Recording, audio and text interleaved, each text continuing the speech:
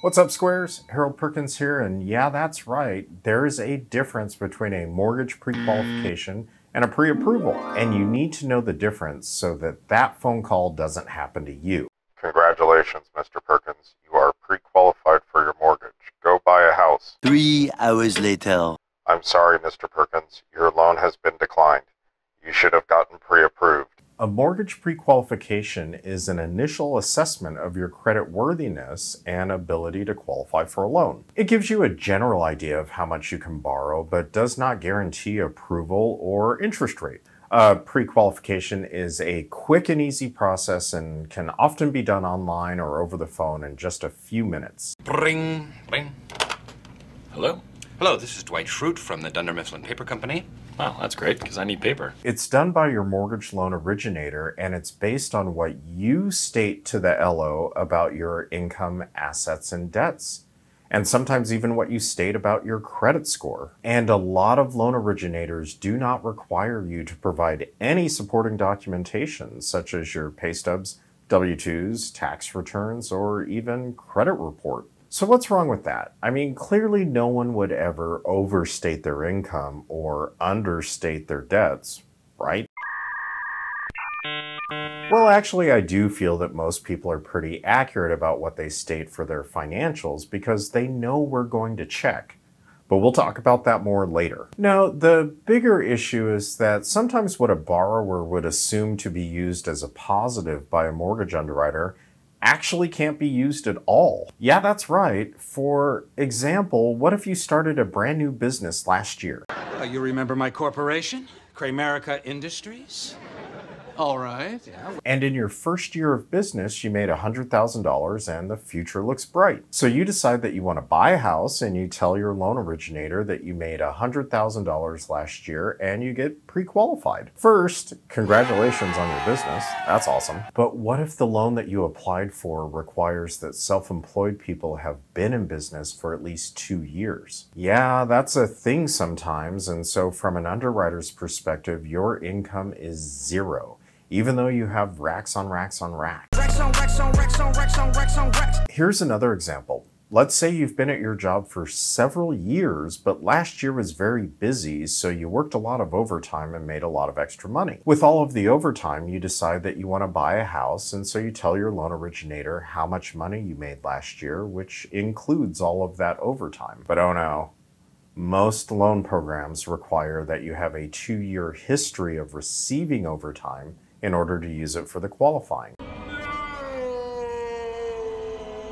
So your income, according to the underwriter, is much less than what you're actually making in real life right now, and that's going to affect how much you can qualify for. These are just examples, and you might be thinking, well, the loan officer should have asked me how long I've been self-employed, or how long I've been working overtime.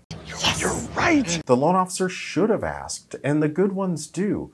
But the great ones also verify. They review your tax returns, or they get a verification filled out by your employer so they know exactly how long you've been self-employed or how long you've been working overtime. And they do this so that you never get that phone call telling you that your loan application has been declined after you've gotten under contract to buy a house. Your loan has been declined. Here's another example.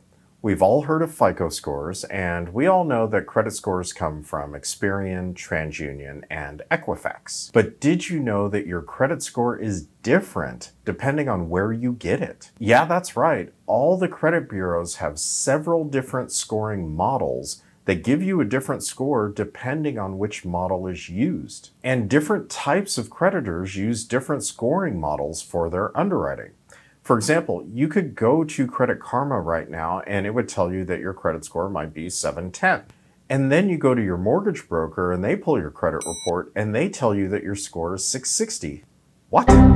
How can this be? It's because of the different scoring models. Credit Karma uses a scoring model called Vantage 3.0, but all of the mortgage agencies require the use of the FICO score. FICO is different than Vantage, and even within the FICO model, there are several different variations. Mortgage companies require Equifax version 5, TransUnion version 4, and Experian version 2. So this is all very confusing.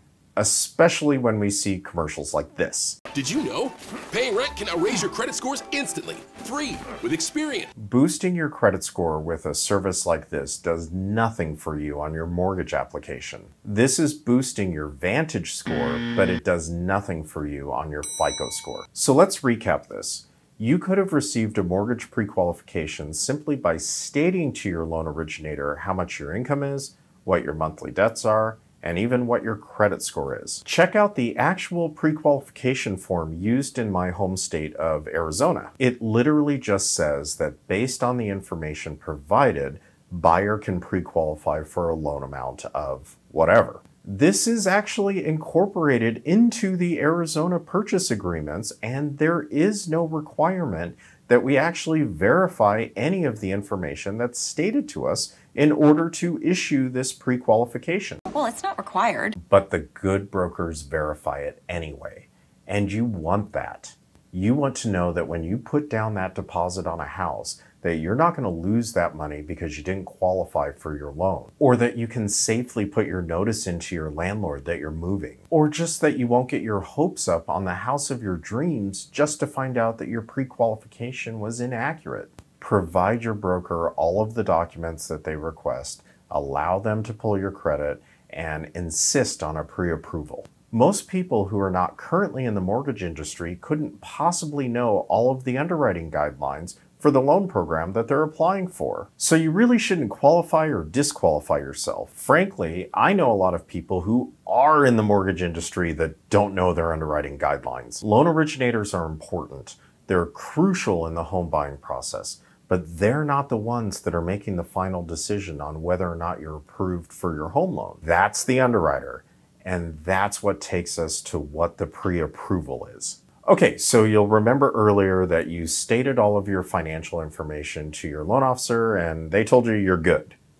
Well, now we're gonna prove it. Prove it.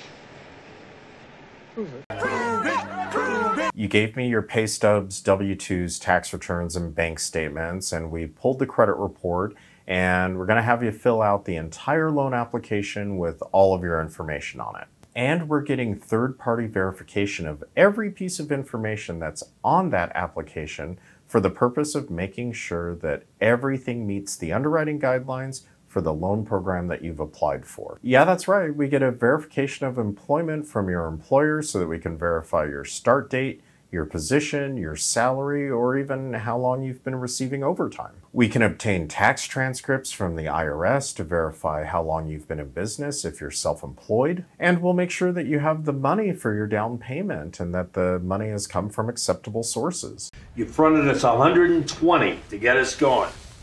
So that's 40 from him and me. 120. Yes. Thank you, Jesse. After collecting all of these documents and obtaining the verification of all of these documents, we then have a complete loan file. And that's what goes to the underwriter for review. The underwriter is reviewing all of this to make sure that everything meets the guidelines for the loan program that you're applying for. And if that's the case, then the underwriter issues the loan approval. Of course, you've done all of this before you've identified the house that you want to purchase, so the approval will be subject to the house appraisal. But why go through all this trouble and time? Well, what if your loan officer was wrong when they issued the pre-qualification? Or what if there is something about your specific scenario that doesn't meet the underwriting guidelines but doesn't get discovered right away? Sure, it would be disappointing to find out that you didn't get the house of your dreams, but you'd get over it. But there can be some serious financial consequences if your loan were to get declined after you were under contract to purchase a house. There are some of the smaller things, like maybe you've already paid for a home inspection or the appraisal of the house. I mean, each inspection can cost $500, $600, $700. But then there's your earnest money deposit. And yeah, in most cases, you're entitled to a refund of that deposit if you were to get declined for your loan, but not all the time. And sometimes these deposits can be thousands or tens of thousands of dollars. If you lost that deposit because you didn't get a pre-approval, you might not have enough money to try to buy a house again for a long time. Don't take the risk. Take that extra week or however long it takes to get a pre-approval before you start looking for a house. You'll be glad you did. Later, nerds.